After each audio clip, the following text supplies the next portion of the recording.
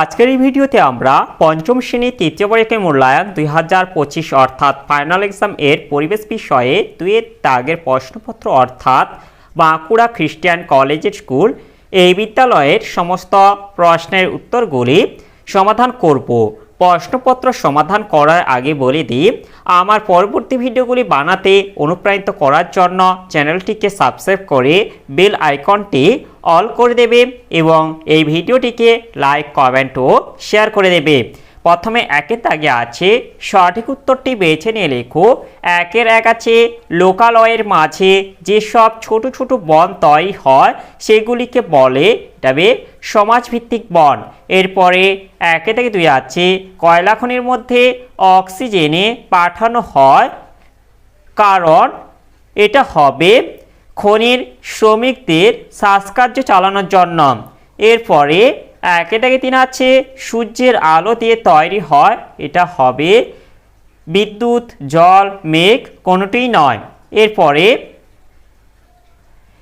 একে থেকে 4 আছে ছালং জলবিদ্যুৎ কেন্দ্রটি গড়ে উঠেছে, এটা হবে জলঢাকা নদীতে। এরপরে একে থেকে 5 আছে গরম লাভা বাইরে বেরিয়ে আসে, এটা হবে আগ্নেয়গিরি থেকে।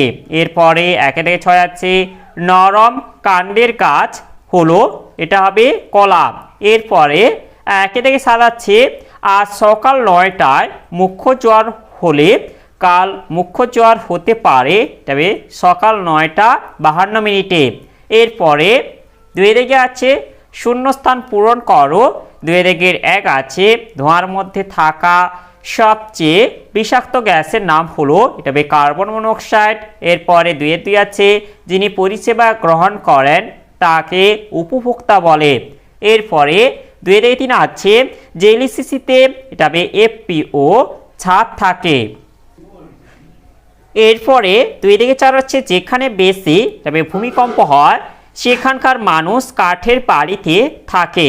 এরপরে 2 থেকে 5 আছে পশ্চিমবঙ্গের প্রধান খনিজ সম্পদ হলো, এটা হবে কয়লা।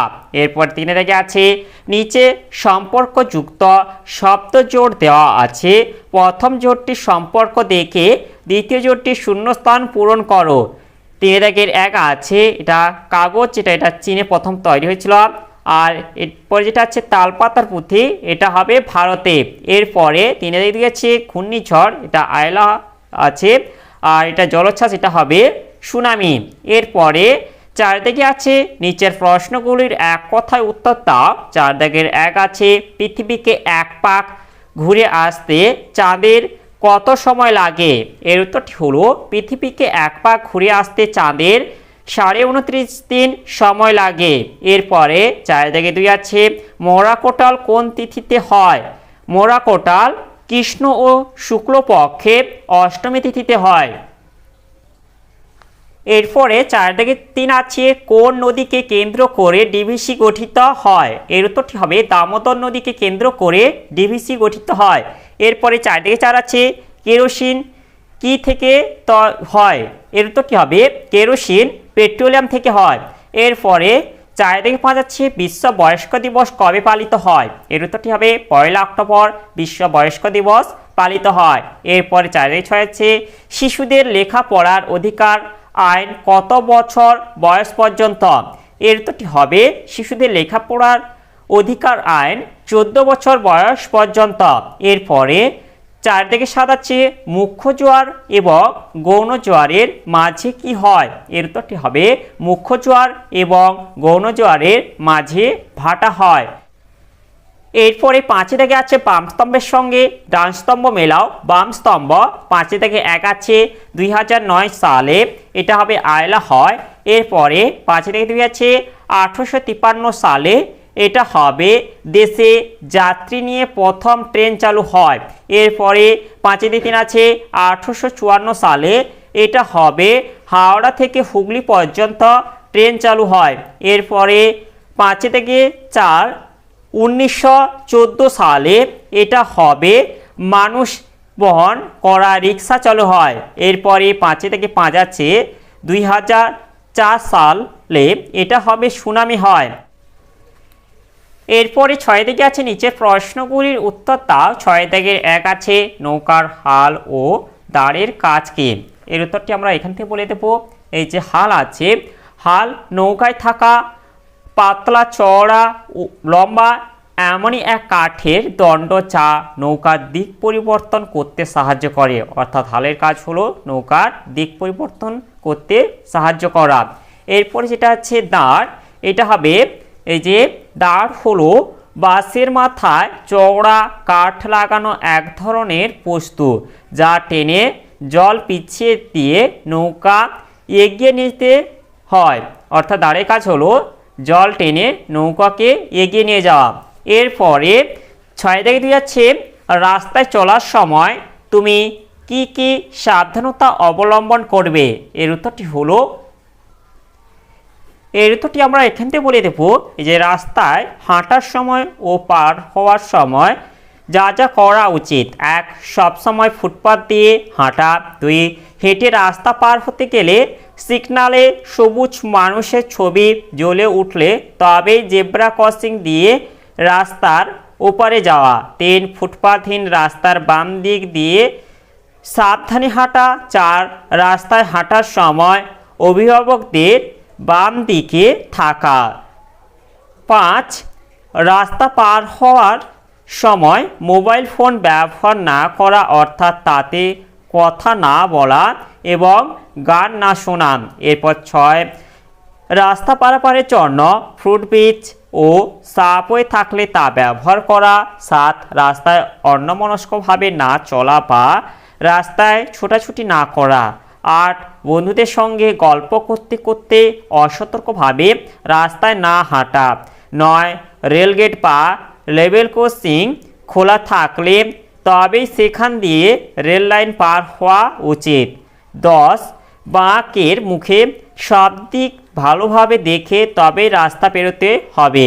11 রাস্তা পার হবার সময় কোনো আড়াল থাকলে সেই স্থান দিয়ে পার না হওয়া উচিত। এরপরে 6 থেকে 3 আছে জোয়ারের কারণ কি। এর উত্তরটি হলো, এর উত্তরটি আমরা এখান থেকে বলে দেব। বিশালাকার পৃথিবীর প্রায় 3 ভাগ জল এবং মাত্র 1 ভাগ স্থল। এই বিস্তীর্ণ জলরাশির উপর চাঁদ ও সূর্যের মিলিত আকর্ষণ বল যথেষ্ট বেশি। এই আকর্ষণের প্রভাবে জলরাশি ফুলে ওঠে জোয়ার এবং কমে গিয়ে ভাটার সৃষ্টি করে। অর্থাৎ তোমাদের কেবলমাত্র এখানে জোয়ারের কথা বলেছে, তোমরা এই জোয়ার পর্যন্ত লিখে দেবে। এরপরে 6 থেকে 4 আছে হরপা বাঁধ কাকে বলে। এর উত্তরটি হলো, পার্বত্য অঞ্চলের নদীগুলি নুড়ি পাথর জমে অগভীর হয়ে গেছে, ফলে হঠাৎ প্রচুর বৃষ্টি হলে নদী অত জল বয়ে নিয়ে যেতে পারে না। তখন নদীর দুকুল ছাপিয়ে বিশাল জলপ্রবাহ সব কিছু ধুয়ে নিয়ে নিচের দিকে নামতে থাকে। একে হরপা বাঁধ বলে।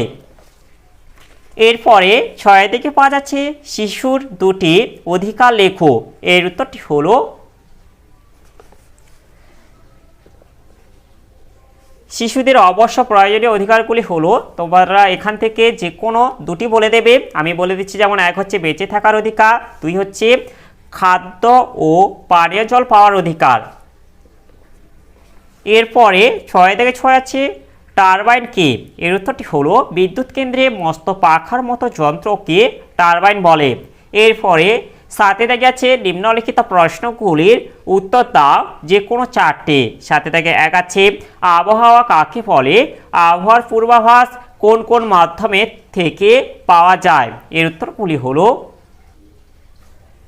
কোনো নির্দিষ্ট স্থানে নির্দিষ্ট সময়ের বায়ুর উষ্ণতা, আর্দ্রতা, বায়ুপ্রবাহ, বায়ুচাপ, মেঘাচ্ছন্নতা, বৃষ্টিপাত প্রভৃতি উপাদানের সামগ্রিক অবস্থাকে আবহাওয়া বলে। এর পরের প্রশ্নের উত্তরটি হলো, আবহাওয়ার পূর্বাভাস আবহাওয়ার পূর্বাভাস টেলিভিশন, খবরের কাগজ, রেডিও, ইন্টারনেট প্রভৃতি থেকে জানা যায়। এরপরে 7 থেকে 2 আছে জলচক্র কাকে বলে, চিত্রের সাহায্যে দেখাও। এর উত্তরটি হলো,